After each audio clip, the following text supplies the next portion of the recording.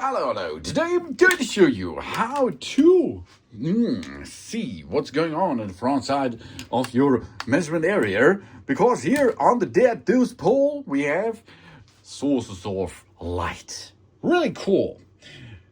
We have here measuring point and display illumination.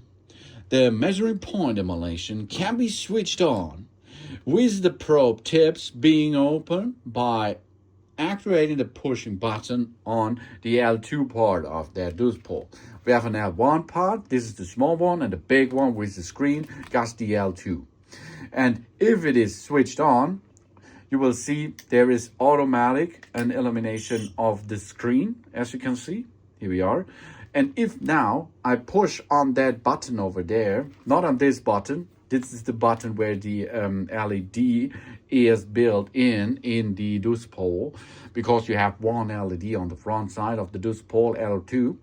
We can push there. That means we can switch on the device by pushing and holding, and then hold again to switch on the light emitted diode on the L2 probe area. Really cool, really easy. Huh? That's cool because now you can see what's going on in front of you. This is a nice point of view, of course. So that it is, measuring point and display illumination. The measuring point illumination can be switched on with the probe tips being opened by activating the push button of the display handle L2 for up to 1.5 seconds.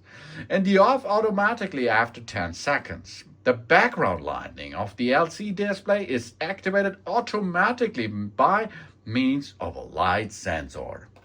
So it is. Thanks for watching. Please subscribe me and give me a positive feedback, and I hope to see you again on my channel. Done.